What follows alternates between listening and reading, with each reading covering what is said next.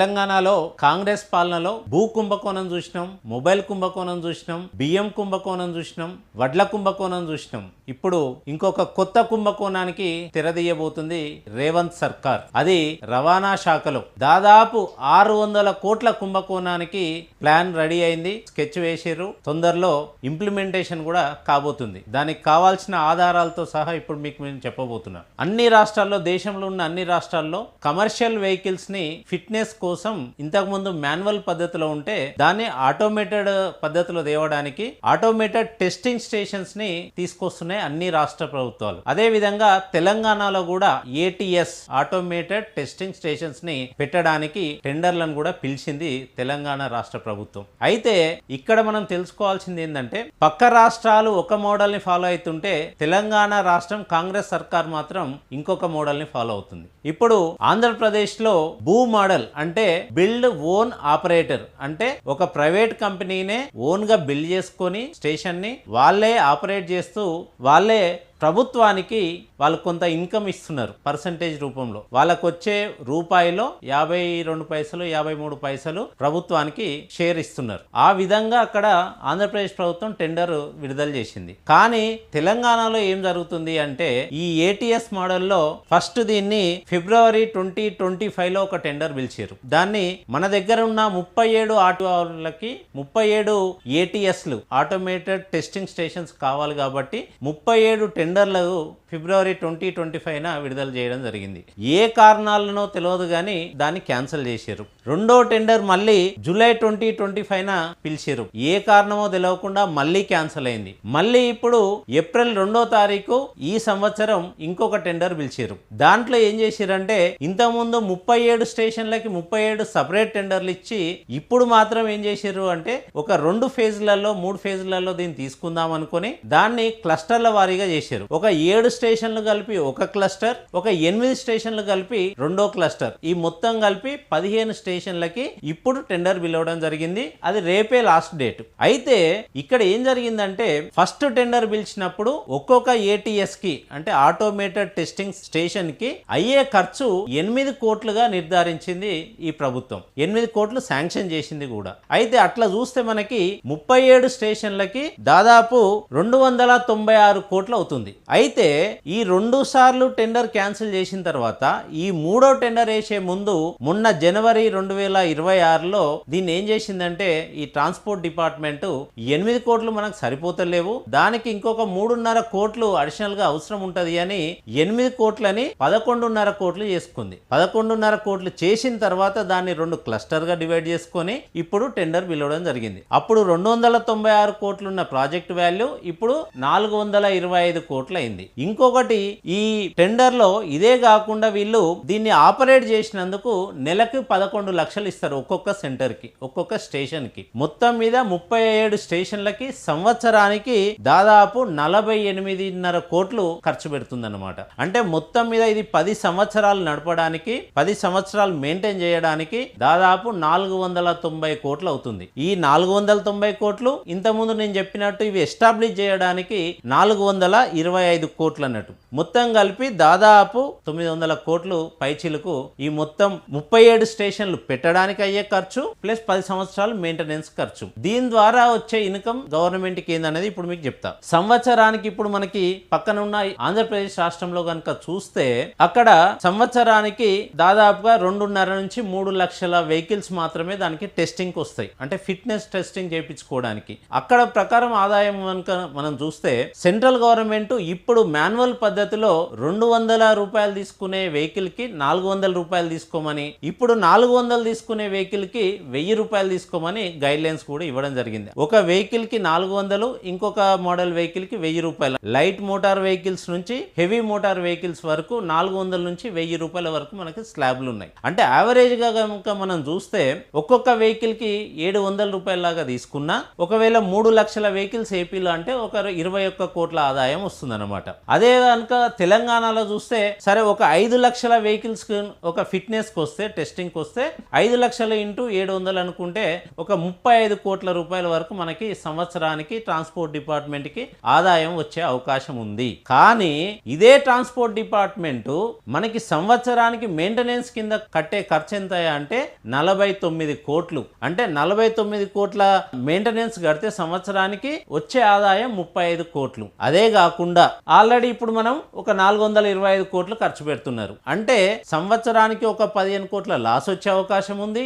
150 కోట్లు లాస్ వచ్చే అవకాశం ఉంది 10 సంవత్సరాల్లో. అదే విధంగా పెట్టే ఖర్చు 425 కోట్లు. ఈ మొత్తం కలిపితే దాదాపు 675 కోట్లు ఇప్పుడు మన రాష్ట్ర ప్రభుత్వ ఖజానాకి లోటు పడే అవకాశం ఉంది. అంటే దీన్ని దోచుకోవడానికి ప్లాన్ చేశారు. అంటే దాదాపు 600 కోట్లు స్కామ్ జరగబోతుంది. దీని ద్వారా దాదాపు పక్క రాష్ట్రాలు కర్ణాటక గాని, తమిళనాడు గాని, ఆంధ్రప్రదేశ్ గాని, ఇతర రాష్ట్రాలు అన్ని కూడా భూ మోడల్ లేకపోతే పీపీపీ మోడల్. అంటే భూ మోడల్ అంటే వాళ్ళదే ల్యాండ్, వాళ్ళదే ఖర్చు, వాళ్ళే మొత్తం ఎస్టాబ్లిష్ చేసి వాళ్ళు ఆపరేట్ చేయాలి. వచ్చిన ఆదాయంలో ప్రభుత్వానికి కొంత షేర్ ఇవ్వాలి. అదే పీపీపీ మోడల్లో ప్రభుత్వం భూమి ఇస్తుంది, ప్రైవేట్ కంపెనీ ఏదైతే ఉంటుందో వాళ్ళు మొత్తం ఇన్వెస్ట్ చేస్తారు, వాళ్ళు మొత్తం చేసి మెయింటైన్ చేసిన దాంట్లో కొంత ఆదాయం ప్రభుత్వానికి షేర్ చేస్తారు. కానీ తెలంగాణలో మాత్రం మనకి ఆదాయం ఎక్కువ ఉన్నట్టు, ఏదో మన దగ్గర బాగా డబ్బులు ఉన్నట్టు, మేమే మొత్తం కడతాం, మేమే ఆపరేట్ చేస్తాం, వచ్చిన ఆదాయం తీసుకుంటాం అంటున్నారు. అంటే దీని వెనక పెద్ద మతలబ్ ఏంటంటే 600 కోట్లని దోచుకోవడానికి, ప్రభుత్వ సొమ్మును, ప్రజల సొమ్మును దోచుకోవడానికి రేవంత్ సర్కార్ ఒక ప్రణాళిక సిద్ధం చేసినట్టు కనపడుతుంది. ఎందుకు ఈ మాట అంటున్నా అంటే పక్క రాష్ట్రాల్లో ₹1 ఖర్చు పెట్టకుండా ప్రభుత్వానికి 50 నుంచి 55% ఆదాయం వస్తున్నప్పుడు తెలంగాణ ప్రభుత్వం మాత్రం ఎందుకు 900 కోట్లు ఖర్చు పెట్టాల్సిన అవసరం ఉన్నది? అది కూడా ఆదాయం లేకుండా, ఆదాయంలో నష్టం వచ్చే విధంగా ఎందుకు ఈ ప్లాన్ చేస్తున్నది అనేది మీరు ఒక్కసారి ఆలోచించాల్సిన అవసరం ఉన్నది. నాయో ఒక 5 క్వశ్చన్స్. దీంట్లో ఇంతకుముందు మీకు చెప్పినట్టు ఇది ఒక పేపర్ ఎప్పుడు అంటే 2025 ఫిబ్రవరి 10వ తారీఖు ఇచ్చింది. అప్పుడు ఒక్కొక్క స్టేషన్ కి 8 కోట్లని వాళ్ళే చెప్పారు. ఇది ప్రభుత్వం అప్పుడు ట్రాన్స్పోర్ట్ డిపార్ట్మెంట్ ఇచ్చింది. ఇప్పుడు మళ్ళీ చూస్తే ఇదే ట్రాన్స్పోర్ట్ డిపార్ట్మెంట్ 2026 జనవరి 13వ తారీఖున ఇంకొక సర్క్యులర్ జారీ చేసింది. ఏమని? ఈ 8 కోట్లు సరిపోవట్లేవు, దీనికి అదనంగా ఇంకొక 3.5 కోట్లు కలుపుకొని ఒక్కొక్క ఛార్జింగ్ స్టేషన్ కి 11.5 కోట్లు అవసరం పడుతుంది అని ఈ 11.5 కోట్లను బేస్ చేసుకుని ఈ రోజు టెండర్ ఇవ్వడం జరిగింది. అయితే ఈ ఇచ్చిన టెండర్లలో కూడా చాలా గోల్మాల్ జరగడం జరిగింది. ఏంటిదంటే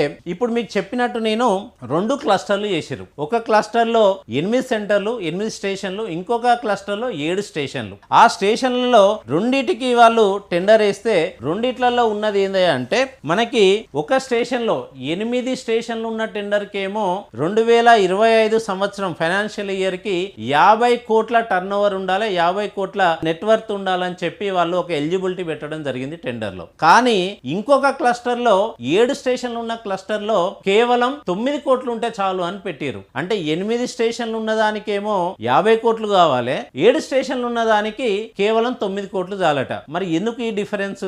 ఒక్క స్టేషన్ అంటే 11 కోట్లు తేడానే మాత్రమే టెండర్ కి, దానికి దీనికి తేడా. కానీ ఇక్కడ ఎందుకు 50 కోట్లు, అక్కడ ఎందుకు 9 కోట్లు పెట్టడం జరిగింది? అదే విధంగా ఇంకొకటి 2 సార్లు ఎందుకు టెండర్ క్యాన్సిల్ చేయడం జరిగింది? అదే కాకుండా నిన్నటికి నిన్న నిన్ననో ఈ రోజు ఇంకొక కొత్త సర్క్యులర్ రిలీజ్ చేసిండు కార్యజండం. ఏమని అంటే ఇప్పుడు మీకు చెప్పినట్టు క్లస్టర్ 1 లో ఏదైతే 8 స్టేషన్లు ఉన్నాయో దానికి 50 కోట్ల నెట్వర్త్ కావాలని అడిగిన వాళ్ళే ఈ రోజు అంటే ఏప్రిల్ 2వ తారీఖు టెండర్ ఇచ్చినాక, రేపు లాస్ట్ డేట్ ఉన్నాక ఏప్రిల్ 17వ తారీఖు లాస్ట్ డేట్ ఉంటుంది టెండర్. ఈ రోజు వాళ్ళు ఏమి ఇచ్చారంటే 50 కోట్లు కాదు, దీనికి 10 కోట్లు ఉంటే చాలు, 2025 ఫైనాన్షియల్ ఇయర్ కి సంబంధించి ఈ కంపెనీకి నెట్వర్త్ వాల్యూ 10 కోట్లు ఉంటే చాలు అని ఈ రోజు ఇచ్చారు. ఈ రోజు ఇచ్చి కనీసం దాని టెండర్ ని మరి టైం పెంచిరా అంటే అది లేదు. అది కూడా కేవలం రేపటి వరకే ఉంది. రేపు టెండర్ ముగుస్తున్న టైంలో ఈ రోజు ఈ చేంజ్ ఎందుకు చేయాల్సి వచ్చింది, ఈ మార్పు ఎందుకు చేయాల్సి వచ్చిందో ఈ ప్రభుత్వం చెప్పాల్సిన అవసరం ఉన్నది. ఇప్పటికే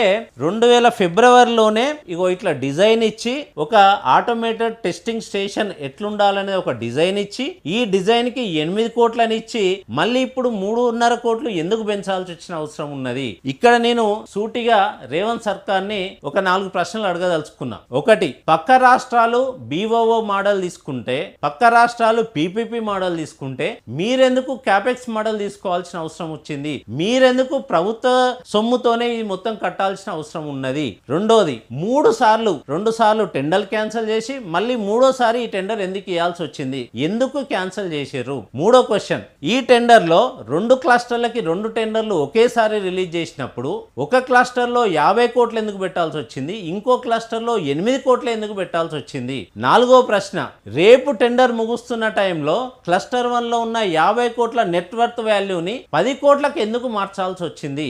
ఈ 4 ప్రశ్నలకి ఈ ప్రభుత్వం సమాధానం చెప్పాల్సిన అవసరం ఉన్నది. ఎందుకు అంటే దీని మొత్తం వ్యవహారం వెనుక ఒక మంత్రి అన్న కొడుకు ఉండి 600 కోట్ల ప్రభుత్వ సొమ్ముని దోచుకోవడానికి పక్కా ప్రణాళికతో వీళ్ళు ముందుకెళ్తున్నట్టు కనపడుతుంది. కాబట్టే ఈ టెండర్లలో ఇన్ని మార్పులు, ఈ విధానం తీసుకోవడంలో కూడా ఈ మార్పు. పక్క రాష్ట్రాలు ఒక విధానం తీసుకుంటే ఇక్కడ ఒక విధానం. 600 కోట్లు మన దగ్గర డబ్బులే లేవాయే, మనం జీతాలు ఇవ్వడానికి డబ్బులు లేవు, మన పెన్షనర్లకి పెన్షన్ ఇవ్వడానికి డబ్బులు లేవు, రిటైర్ అయిన ఉద్యోగులకి వాళ్ళ బెనిఫిట్స్ ఇవ్వడానికి డబ్బులు లేవు, ఫీజు రియంబర్స్మెంట్ లేక విద్యార్థులు సర్టిఫికెట్లు లేక బాధపడుతుంటే వాళ్ళకి ఇవ్వడానికి డబ్బులు లేవు. అదే విధంగా కొత్త పథకాలు ఏదైతే మీరు అనౌన్స్ చేసిరో తులం బంగారానికి డబ్బులు లేవు, ముసలోళ్ళకి 2000 4000 చేయడానికి డబ్బులు లేవు. కానీ అయినా కూడా రాష్ట్ర ప్రభుత్వానికి రూపాయి ఖర్చు లేకుండా ఆదాయం వచ్చే అవకాశం ఉన్నా కూడా ఎందుకు మనం 900 కోట్లు ఖర్చు పెడుతున్నాం,